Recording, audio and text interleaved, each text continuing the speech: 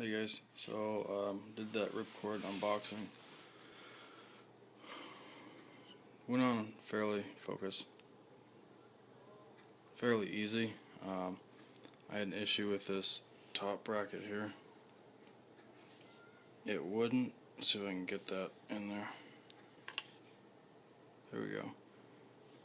It was positioned one over and it didn't want to fit, but luckily it's got enough adjustability on that top. Focus. That's not want to focus. You can see though those two holes. So it's got adjustability for even that to move over. I didn't know. I was hoping it was gonna have one to the left and it had one to the right, but it was in the middle, so I wasn't sure. And then it has 3 positionable pieces on this rod, this dowel, to move your forks over. It's got a ton of adjustability for windage, which is it's hard to do on camera. Right there, elevation. It's got a lot of, but the only thing I don't like is this piece here. See if I can get it in there. How it hangs over from the body. Okay, my quiver actually is hitting that the rods on it. You see how high that's set up. That's where it mounts to the bow. You can see how high I have to have it set up on there, and it still barely clears this because my old one did not have that. Wasn't an issue, which is what I really don't like. So I'll set that on there really quickly here. Guess it's the deadlock quiver. It's not a bad quiver. It's actually pretty good. I think I picked it up for $50. But you see, it's this over here. Sorry. I know what I need to do here.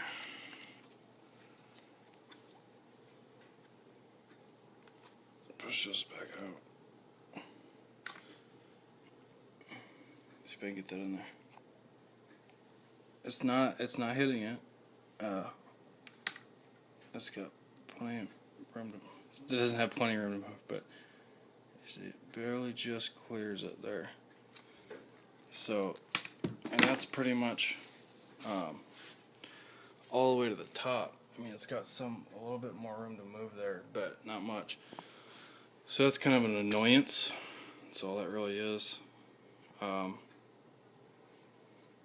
I kind of have to have it that far up anyway, I guess, because of the arrows. I don't want them hitting on the ground. Other than that, when I first got this and pulled it out, you guys seen it, that this part of it up front here, this little lip, back that up a little bit, sorry. The fabric was hanging off. It was still glue, tacky glue on it, but I just didn't want to mess with it, so I just put a very light coating of super glue on it, and I just pushed it back down. Haven't had a whole lot of shots on this bow yet, but I haven't really had any problems with it.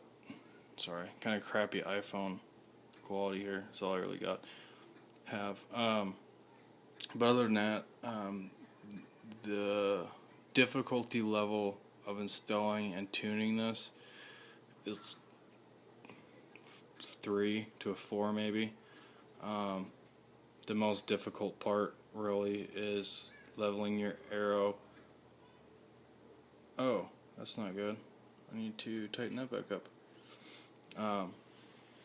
Anyway, the most difficult part is leveling your arrow without any levels or equipment to do so. That was the biggest problem I had. And apparently I need to Loctite this or something, because I haven't had that many shots on it yet, and it's still loose. Anyway, one drawback to this is what I thought was, well, two drawbacks to this. I thought if you drew your bow it would lock it up for whatever reason. No, that way you lock it up and you let down your bow slow enough it wouldn't set it off. Not the case. I don't know why I thought that. Maybe I was just being stupid. Second is, my bow is actually pretty quiet, especially I instilled 2 more things if I can get it in here. Dual band and Whisper Buddy's crappy quality there. I am working on getting a different camera. Yes, those are my kids' toys. Those are not my toys. Those are my son's toys. What was I saying? Oh, second drawback is it smacks on my riser. I'm kind of new to bows, as I previously mentioned when I first kind of started getting this stuff in the mail. So the whole thing with, I know I can raise this, but then I can also raise my knocking point. I don't know how much that affects my shooting or any of that. I'm not the person to talk to that, obviously. I'm gonna go up to Cabela's and see if I can't raise this up, because it's hitting on my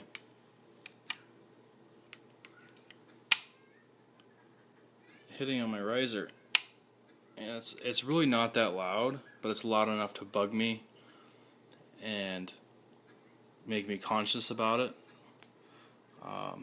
Other than that, the bow's pretty quiet. This is a good rest. Reason I put it on my bow, for those of you that did watch my video, the economy type of thing, I get that it's on a deal. It's usually at my Cabela's it was $110 or $15. I got it on eBay for $68, and I think I'm trying to get good enough quality things that are around $70. $70 is kind of what my maximum is, to kind of not because I can't really afford it, but because I want to kind of build a budget bow and show you guys that that it is possible to have a good quality bow without having to spend $1,000 on your bow, $400 on your site, $200 on your site, whatever. A site was $60, $50. I don't remember, but I don't know why I keep messing with it. Anyway, so the site's pretty good, or rest is pretty good. It's fairly quiet. It does have an internal brake on it. I haven't experienced any bounce back at all. Right now I just have the football clamp installed. I will be getting it served into my string at the proper tuning, and I'm going to have a professional do that. Right now it's not that bad, and it was fairly easy to do, and it's pretty much dead on. Other than that, it's a really good rest. I would really recommend it, even if you can't pick it up for $68. It's still I would pay $100 for this after knowing what it does, what the performance of it is, the quality, the fit and finish. I would go out and spend $100 on this.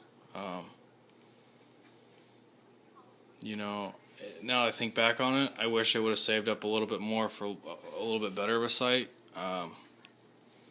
Not knocking Copper John, that's an awesome site I've experienced so far.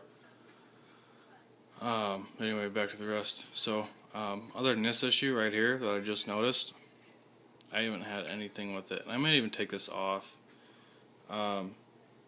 Just due to the fact I've even tilted it. I've tilted it upside down with an arrow knocked in it, and I haven't experienced even barely touching this. So, and I'm not really going to do any upside down shooting, so I may just take this off. But that's it, guys. Code red. Ripcord code red. 8. I'll give it an 8 out of 10. 9 out of 10. It's not the best. It's not the most perfect, but whatever. Whatever tickles your fancy. So that's it, guys. I am just going to do that. That is my rest review. I do have plenty more reviews to come up. Deadlock, maybe a how-to wrist. Then again, you can just look at Bowhunter 4E. That's where I got that. The site review, bow review, then some other reviews to come up after that. My wrist release review, which I may be getting a new one. I might just get a spot hog case. And I did get some arrows. These are not the best arrows. I'm just going to use these for target, and I am going to get some bow fire for hunting. These are just the new Easton Carbon Aftermaths, 400 grains. Like I said, I'm going to get some bow fires. So stay tuned, guys. Stay sharp.